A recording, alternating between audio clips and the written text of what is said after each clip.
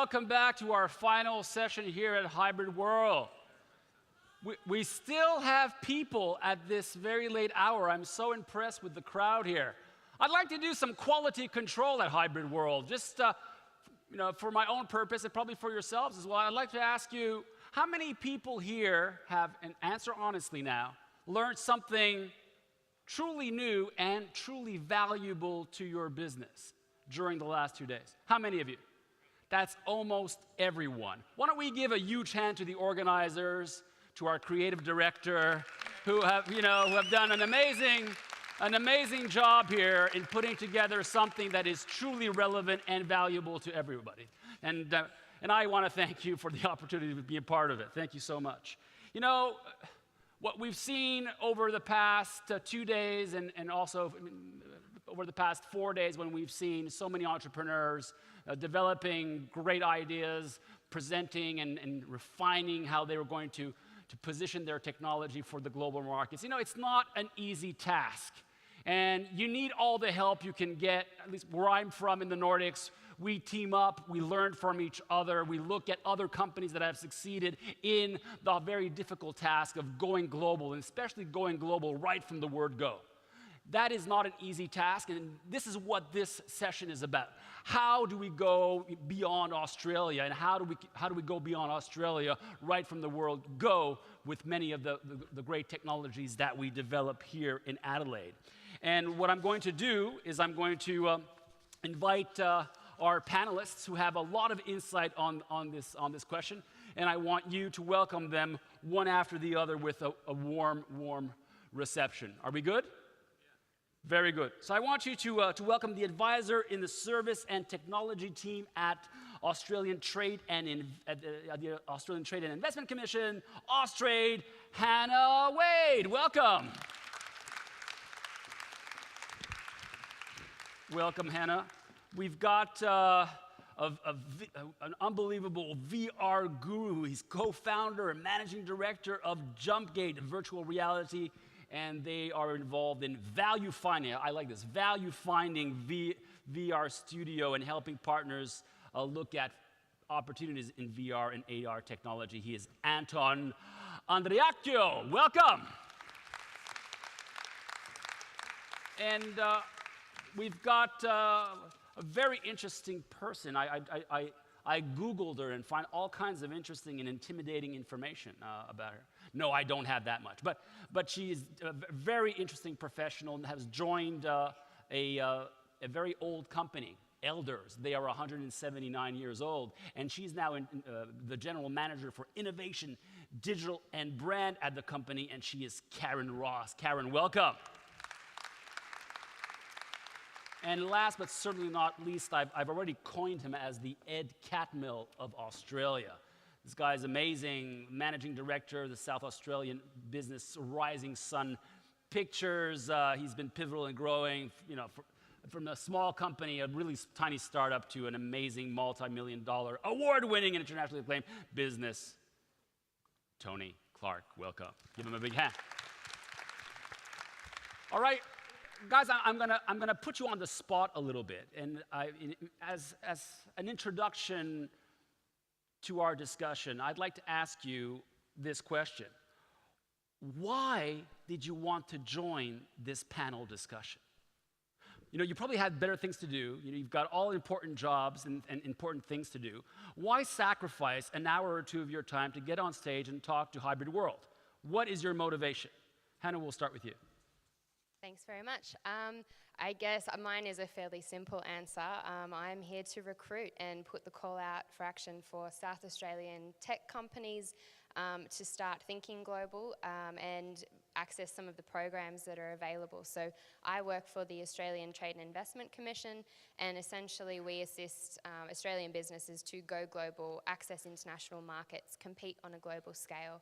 And we would love to see more South Australian businesses doing so, becoming the next unicorn and utilising some of our programs to do so. And I'll quickly plug one program, which is our Landing Pads program, where businesses have the opportunity to spend up to 90 days in a global innovation hotspot. So they've been selected Tel Aviv, Shanghai, Singapore, San Francisco, and Berlin.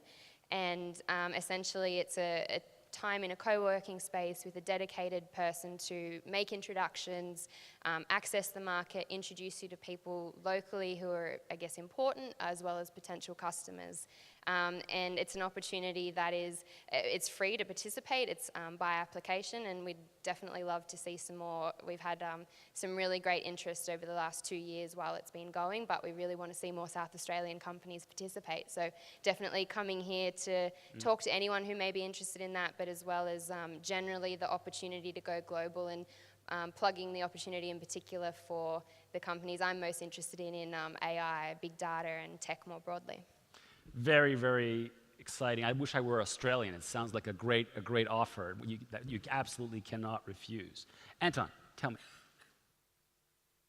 I'm not sure. Somebody forced you. No, not quite. We don't usually speak. We've been around for a while. We do a lot of things, training football players in VR to work with Indigenous peoples across Australia, films at Sundance, all sorts of things. We've got a lot of reasons why we should speak, though, because there's a lot of really difficult conversations that need to be had around tech. And not just the positive ones, too, about how tech's going to be great and fantastic and we should do more. And there's also a responsibility with it as well, because we're cannonballing towards a future that no one really knows what it looks like. So we're trying to adopt responsibility in that regard and trying to say, look, we've got some experience in the space. Sometimes we're contrarian, though we're still working in the tech, so obviously we're not too contrarian. But we acknowledge the importance of our role in the community, so we're trying to speak more as a result. So that's why I'm here. That's a great motivation. Thank you, Anton. Karen. Thanks, André. As you mentioned, Elders is 179 years old. I haven't been there the whole time, despite looking very tired most of the time. Elders is a company it's an agribusiness. Most metro people think of it as a real estate brand. If I say that in the city, people say, you work for the real estate company. Real estate's a very small component, but important for Elders. So when I started in the role, which was about 2 years ago, I was tasked with trying to bring some innovation and insights into the way Elders was operating. We're surrounded by innovators. Farmers were the first innovators.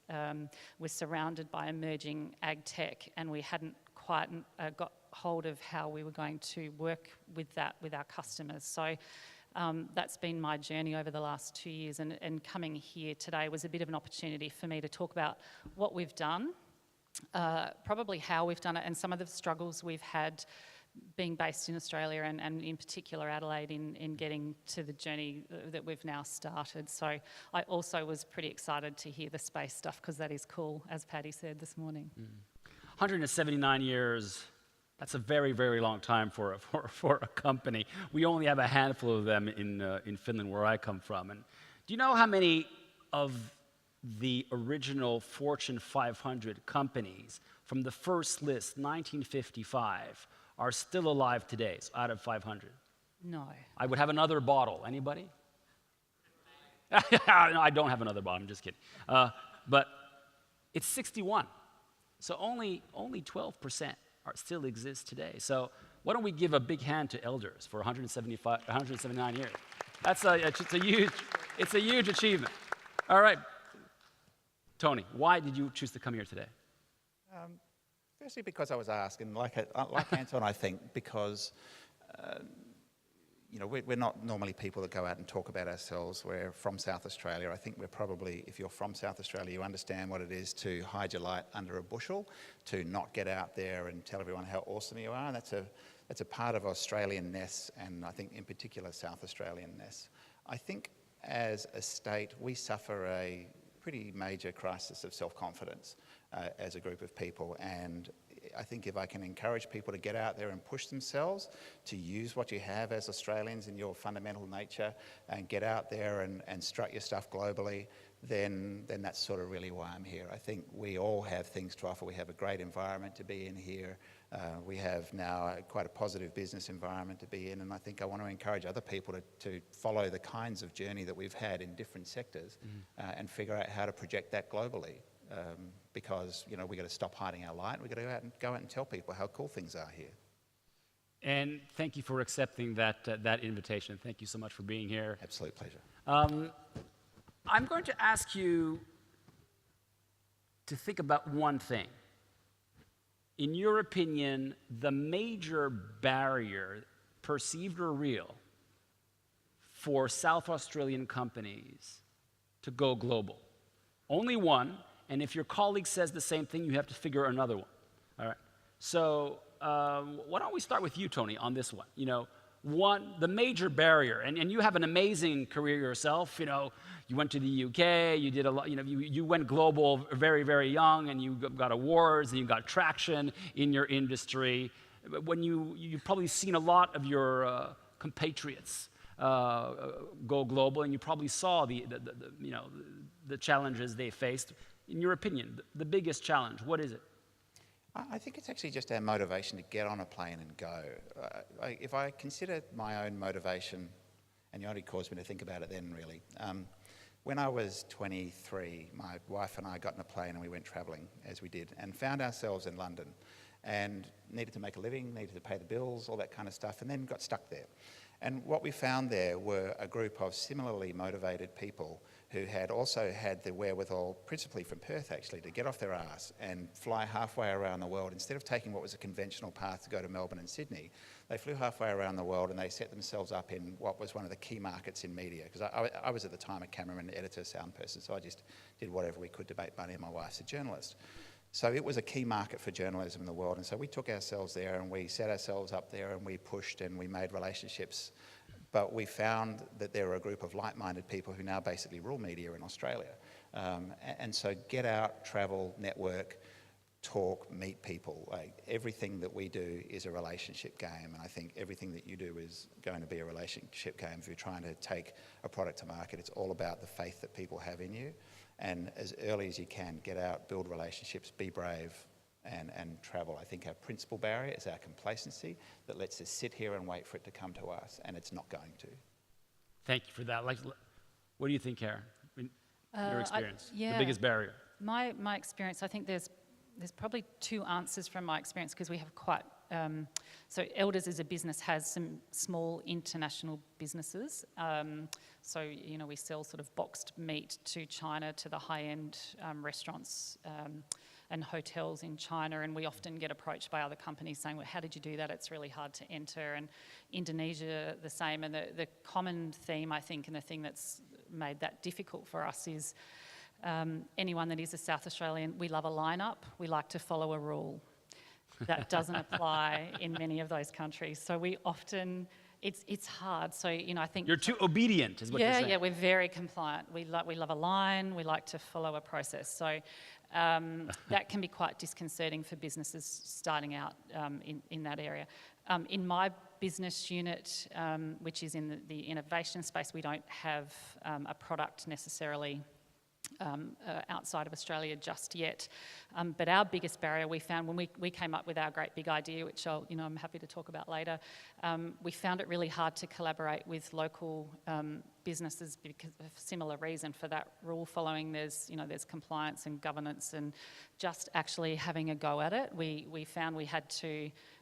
We ended up going overseas to work with partners who were prepared to just have a go. We're not taking any major financial risk, but so if we hadn't been prepared to do that, I think that would have been a problem for us. So 1.5 answers from me. So being as obedient as you need to be, but still being flexible. Is that what you're saying? Yeah. I wouldn't recommend anyone go and breach any laws in China if you can get away with it. But there's, there are ways to get your foot in the door, at least to have a try.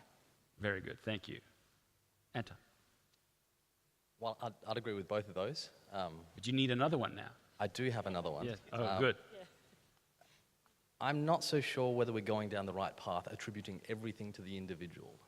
Because we often do that. We often say you need to have more confidence, you need to go out there and do it more. We're also, our model of the world is a little bit different.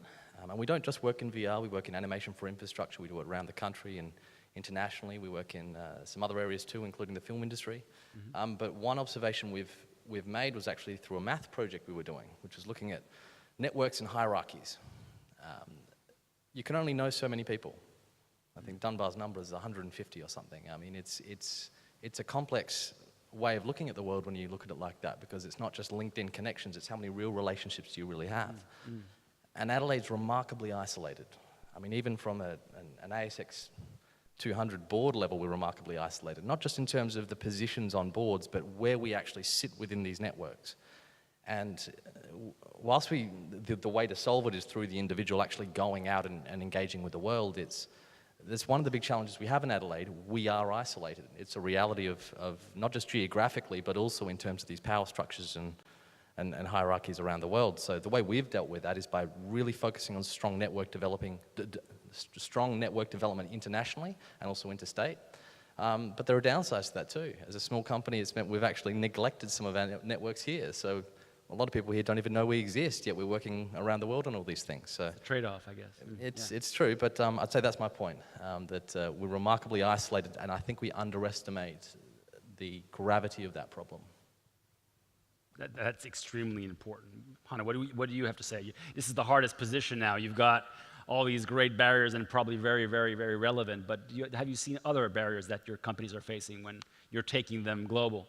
Yes, definitely. I totally agree, and I think in terms of, we do see the psychological barriers of people being sort of content with their or wanting to grow their Australian market share and not really thinking about what is going on in the rest of the world, despite borders sort of becoming more fluid. I think to add something a little bit different, I think it can be easy for companies to underestimate cultural differences and the difficulties that do come with, and even cultures that you would think would be quite similar. So we have companies going to the US who are not prepared for the US level of pitching that investors or companies in the US expect, and it's a different, each market will have a completely different expectation, whether it's fundraising or in your first business meeting, as to the level of small talk that you're going to do in your first meeting. And I think there is a little bit of a tendency for people to sort of do a quick read of something and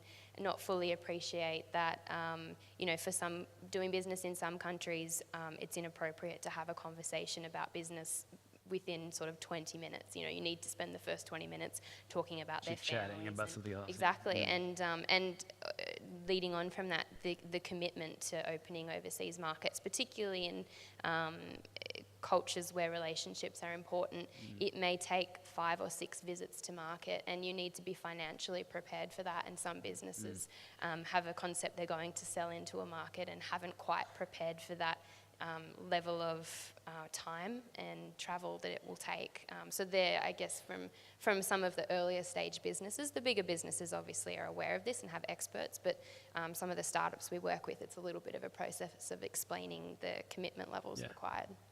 We saw this in our lab when we were mentoring local startups here, and they had to face the American, Canadian, Finnish school of pitching. And we're sorry about that. It was pretty brutal, actually, the next morning. We saw culture clash big time on that. But I think you come out stronger from these things, and you learn so much. But I've identified now from you, and thank you for contributing. Motivation to get out there is Tony's, and then we had obediency and following of the rules as a barrier, isolation and networking challenges. Thank you for that, and cultural differences. Okay, what I'm going to do with these 4 is I'm going to give them to you randomly, one by one, and I'm not going to give the one you gave. And I would like you to give insight into what your colleague raised as a barrier. Are you ready? Excellent. So, Tony, I'm going to give you cultural differences. I love this one. Yes, I thought you would. I thought you would. Well, I was going to ask if there was vodka at the Finnish Canadian. I want to make this easy for you, Tony. So give it to me. And you all right, but no, cultural differences they're huge. Our original market that we broke into as a company was out of the US, and And reflecting on what was said earlier, the key part of that being successful was the advice of going there and spending time. And it goes to, I think, what you were saying about not talking business in the first 20 minutes. I actually think that applies as a general rule. If you're jamming your business down somebody's neck, then why would they? This is a person who's got the choice out of 7 billion people in the world's ideas. Why would they want to take a meeting with somebody who's going to stick their idea down their neck first thing? The cultural difference thing, yeah, it's key, and you find that particularly when you go to a market like China, where you have an absolute upending of the relationship structures that exist. Because we're all quite used to American, European cultures. We're used to that ability to chat to people. I think the bonding of a family level works more often than it does not, and it's been a cornerstone of how I've related to people, because ultimately you need the other party to care about you if you want to be successful in any kind of relationship. When you try to translate that into something like China, you equally have to take on board other parts of that, which is that culturally they go back, the way that they think about things goes back to the I Ching and things like this, where they have completely different ideas. And this modern idea of dominant Western culture is a blink of an eye in Chinese culture, and it's all coming back again. And I think if you were to sort of step back and watch what's playing out at the moment, you can see the long, slow game playing at the moment. And we are not, I think, as a Western culture, particularly prepared for that kind of change, because I think as Western cultures, we're terrible at perceiving change. Yeah. We want it to happen fast. Everything is in 3-month or 3-month cycles on the ASX. 6 visits. 6 visits. I'm a firm believer in just going back and back and back, and relationship building and getting business off the table as early as possible, so that you can start from a position of trust. And building trust with a completely alien culture is a challenge. And we've been investing in our Chinese relationships now for 4 or 5 years, and we're helped by having somebody friendly in country there who works with us. But we're bringing on staff who are mainland Chinese. We have a number of mainland Chinese people. Those are great measures. In the business. Yeah. We believe that in a couple of years' time, 40% of our business is going to be coming out of China, just because of the declining theatrical revenues in the US, the growing theatrical revenues in China. It's going to happen. Along the way, we're going to have some real challenges with how we as Westerners perceive things like human rights, and you're going to need to, if you want to be successful there, there'll be moments of discomfort for us, but yeah, I don't think there was anything particularly insightful there about cultures, other than focus on the relationship, focus on the person, focus on building a connection with somebody, and ultimately business is about them caring about your success, which is, for me, at the heart of any kind of sales process.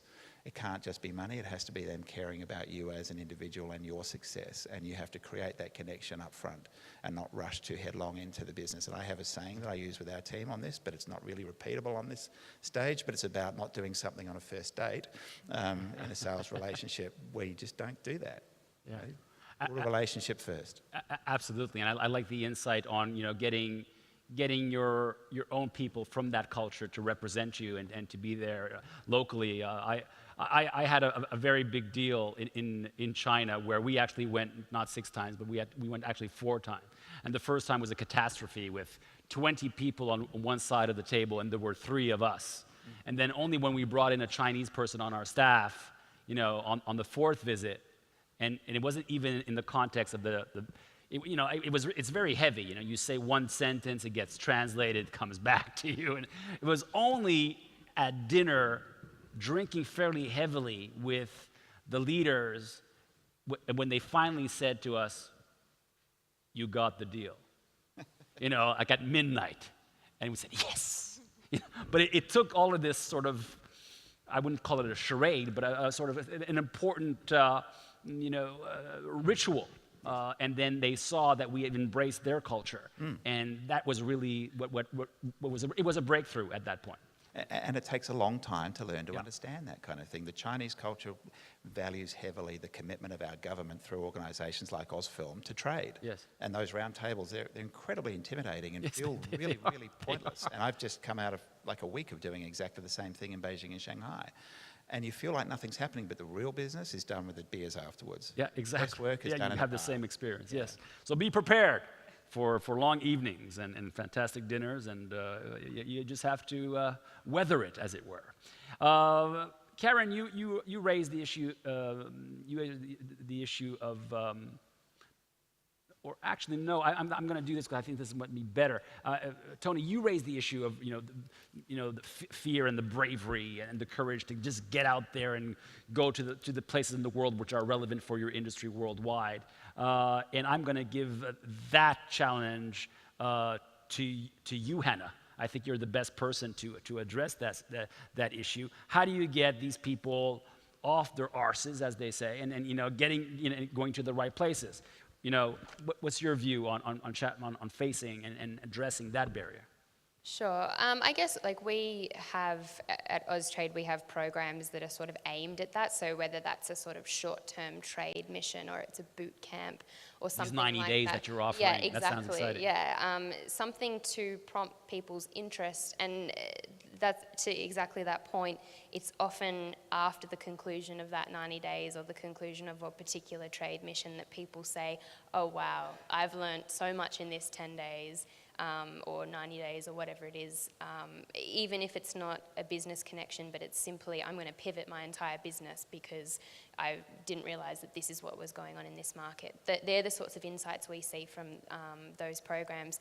Getting people to that is certainly a challenge that I deal with that's what Tony was referring to. It's the first step. Exactly. Well, what do you do? I mean, he said, you can do it, or get over here, or you sort of grab them out of the lab and you're coming with me whether you like it or not, or what do you do? Okay. We definitely, and we work with the incubators and accelerators and universities to try and target people at that earlier stage to say, think about global early, think about what you're doing. And I think the showcasing other companies who have done it, I think as Karen may have mentioned, is certainly, it's about people see, their role model. If they've done that, if they've gone to China, I could do that. And certainly showcasing stories of other successful Australian businesses is often a very useful way of encouraging people to take up opportunities, in our view. But I think the reality is, if people don't start to take these opportunities, similar, I think it was Professor Anton van Hengel was saying, we will just start buying and importing these technical services instead of creating the Canva of Adelaide or the Atlassian of Adelaide. That's where you're going to see job growth with companies that are being the ones leading the way and actually challenging perceptions that, we're in a small market and this is my market share and I'm going to stay here and do this. It's really selling those Australian stories to say to people, you need to do this if you, want to live in a city that can actually export goods and is competitive. So it's sort of, it's both the small encouraging people at the, running and grabbing people, but also the bigger opportunity of don't you want to be a part of this and contribute to an ecosystem here.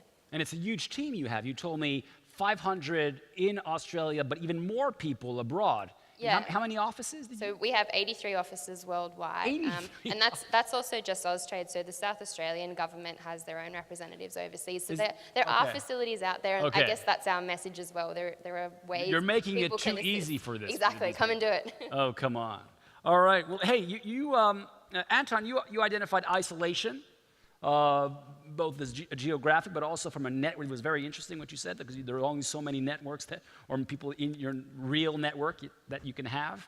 And I'm going to give that one to Karen.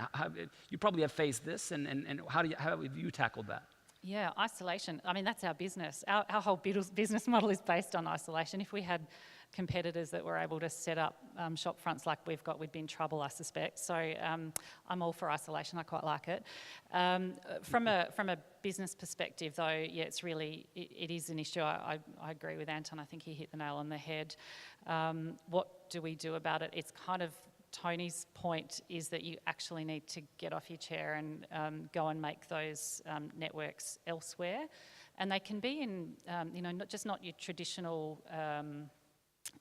Whether it's you're outside of your own industry. I know I found we've started to do some work with a bunch of Scottish rocket scientists, which is about as far away from Elders as it could possibly get, but they're doing some really clever data analytics on satellite information that we've now been able to go out and test with some customers actually out in the southeast who are rejoicing at this rain, by the way, which helps them get some predictive information by using historical data. So I was interested in that comment, I think yesterday, around data is historical, but actually for us, it's really valuable having that historical data because it gives us predictive possibility.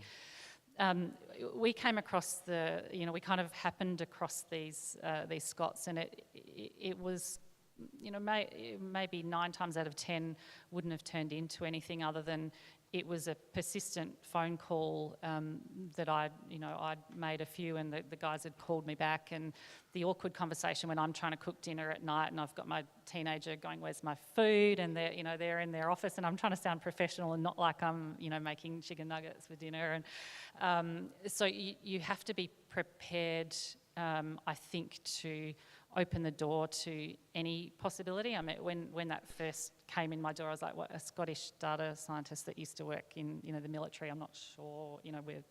We're farming people." So I think just being prepared to have a conversation, even if you think there's no fit, there may well be something that's completely left of field for you.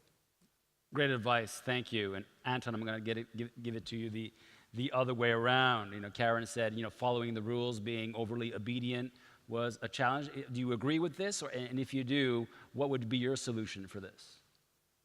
I do agree with it. I get the behavioural question, don't I? I'm not a behavioural psychologist, so I'm going to flail about a bit and see what happens. Go for it. There's definitely a cultural component to it, but I think we've probably heard that a fair bit in the past about how Australians need just more confidence and room to do that sort of thing. So I might go down a financial kind of rabbit hole. We're not in Silicon Valley. And again, I'll go back to something I mentioned at the start, is that we often attribute to the individual that can be attributed to the system. When there's a lot of easy money sloshing about trying to find a home, that often is a great motivator for certain people being pushed up and elevated into very entrepreneurial positions because the opportunity is there. So I think that's maybe an effect of it. Our financial system is not necessarily, or I'll say venture capital system isn't quite as mature, or not mature, as ambitious, and I don't want to say reckless, but it's a very different type of system that we have here. It's also an obedient one and a risk-averse one. Okay. It is risk-averse, but there's other things too. I mean, if necessity is the mother of invention, we're in the lucky country. Yeah. We don't have to innovate necessarily. Well, I think we do now. We need to innovate to survive now, but we've always been lucky, and maybe it's Dutch disease, maybe it's all sorts of other sorts of factors coming into it, where we've had all this incredible resource wealth that's given us the strength to not have to be ambitious in our thinking in certain areas. I think that does weigh into it. A spoiled nation. Well, in some ways, absolutely. We're in an incredible part of the world that's away from a lot of the troubles, and we've got resources, we're well fed, we're very lucky, we're very privileged. That can make you lazy. I'll say this about entrepreneurship, though. I'll make a comment on this, because we've been thinking about this a lot. What actually makes an entrepreneur we've got? Because I don't think we've got the solution right to what we're doing. An entrepreneur is someone that has an idea, is willing to go after it, and believes in its success. But what we've seen of a lot of the entrepreneurial system here is the people might have an idea, but they won't go after it unless they've got approval from certain funding bodies or agencies or programs and whatnot. And that actually distorts the belief in its success. So we've actually subsidized that obedience, and I'm still flailing about, so I don't know exactly where this fits, but I'm sure I love what you're saying already. I'm sure that has a weighting on things. I'm not saying this from a free marketeer perspective or saying get government out of everything. It's just... No, but from a behavioral point of view, yeah. Particularly with young entrepreneurs and we've gone down a very different path, so maybe that's why I feel this way, but you learn the lessons in failure, and someone like Elon Musk has so much failure all the way through, but he still is able to fail well and fail upwards. And remains optimistic. Yeah. Absolutely. Well, I don't know how he feels privately, but publicly he's very optimistic, which is... Yeah, with his businesses, yeah. You have to have a certain face publicly with when you're playing that sort of game. So, yeah, that's my comment on it, I guess. Well, thank you very much. And that's the end of the easy part of this panel. Now, because I already told them what I was going to ask them. Now, I'm going to ask them something they're not expecting. And we're going to close with this one. I'd like you to tell us about one Australian, preferably a South Australian company, you admire. And tell us why. I'd like a good story of global success from an Australian company that is not your own, that you admire, and why. I'll take volunteers first. I can go. Please. Can I go first before anyone else steals it? It may be the obvious, and I'm actually not a big drinker, but I'm a big fan of Coopers. Tell us why. Yeah, I think they have, they've remained true to their vision that they started out with. They've still got, they manufacture here, obviously. They've spent money on manufacturing here. They do some smart manufacturing. I love their branding. I love the way they market themselves.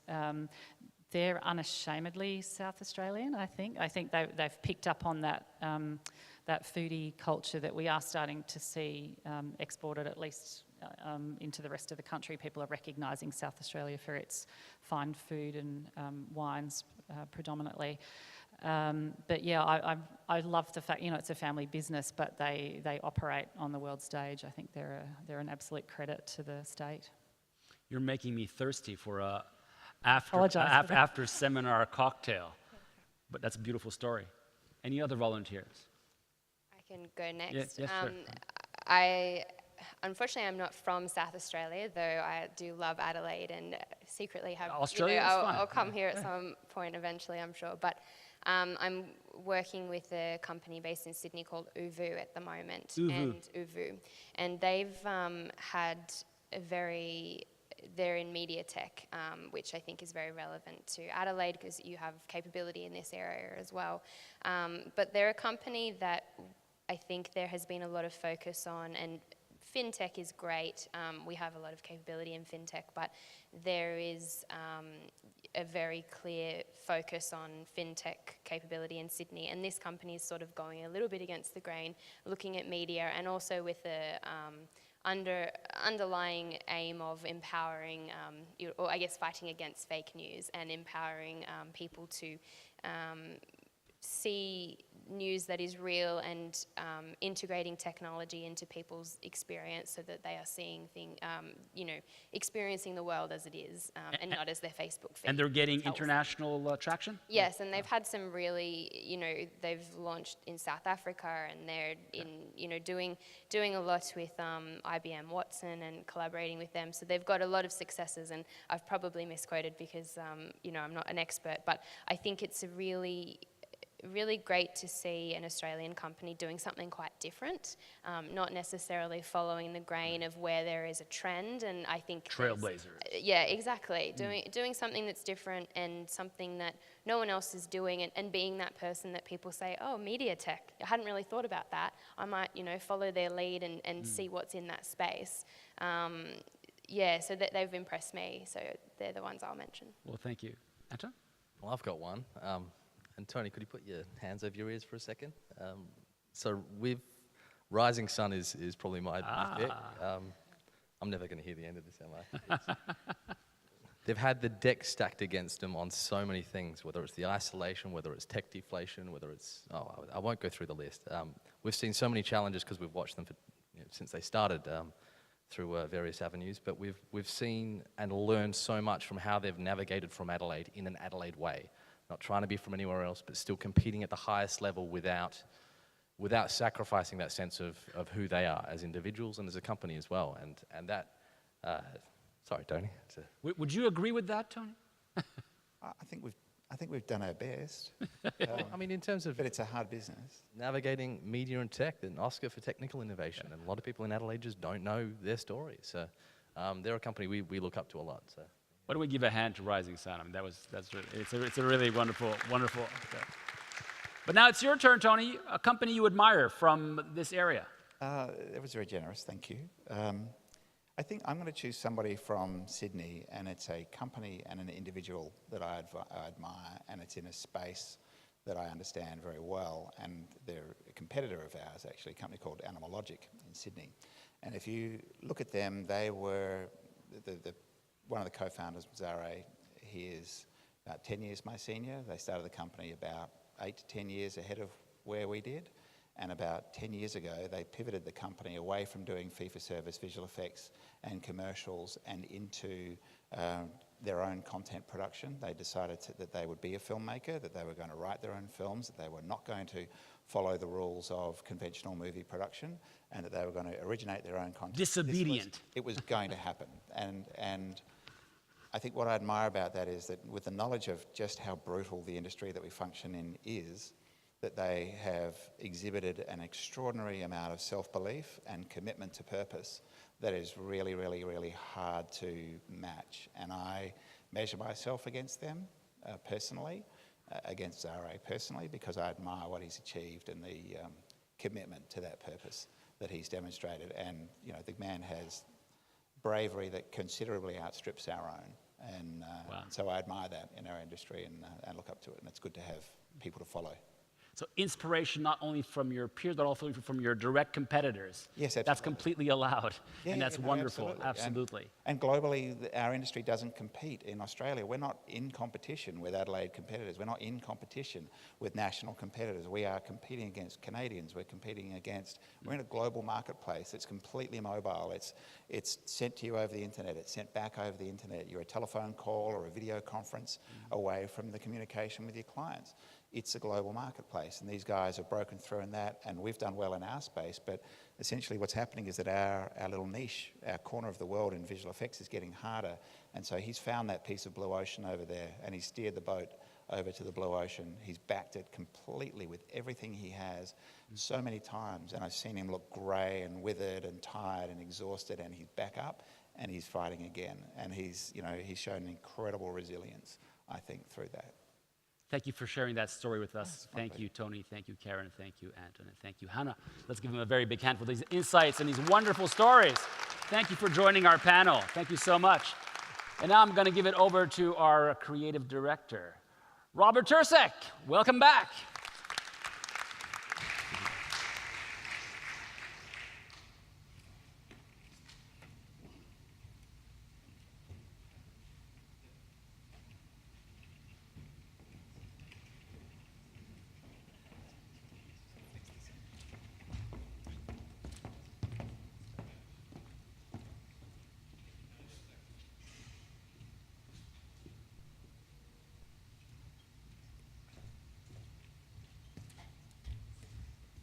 Well, friends, I feel like we're friends after all this time together in this room. Thank you. Thank you for staying here. Thank you for being so engaged. Thank you for all the comments and conversation that we've had in the hallway. Thank you for engaging with our speakers. I want to especially reach out to our crew, our talented production crew and the AV crew, the people that put this event together, our CEO, Amanda Duffy, Sandra, our chairwoman, Alison Kershaw, whose tireless efforts brought together all of these outstanding speakers from Australia, and everyone else who made this show happen. If you enjoyed this program, if you got some benefit from it, and if you learned something new, I would personally be grateful to you if you'd tell other people about it. We're trying to build something here. And I guarantee you, if we continue to grow this program, we're going to start to foster a culture of innovation that grows and helps startup companies grow and helps those startup companies grow beyond the national borders of this country. My commitment to you is that I'll continue to serve you. I'll try to find great speakers from all over the world.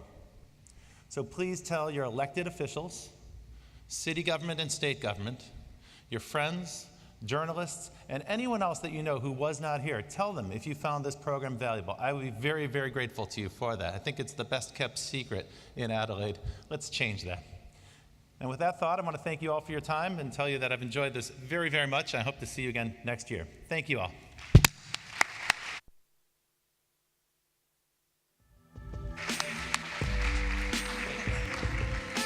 So just a little bit of housekeeping to wrap up. For those of you who I haven't met, my name's Alison Kershaw and I'm the Program Manager for Hybrid World Adelaide.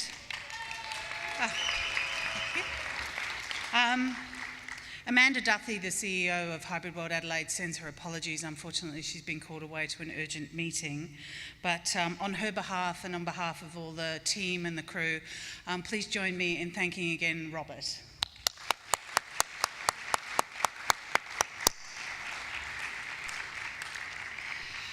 And there's been a bit of chatter on Twitter, so just so you know, we'll be sending you out an email with a link to Andre's book after his very kind offer of sharing his book. I look forward to having a read, but also along with a survey, so you can continue to tell us what you thought of your experience, so that, as Robert said, we can share Adelaide's best kept secret. So a huge thank you again to all of the team who made this possible, and thanks again for coming to Hybrid World Adelaide.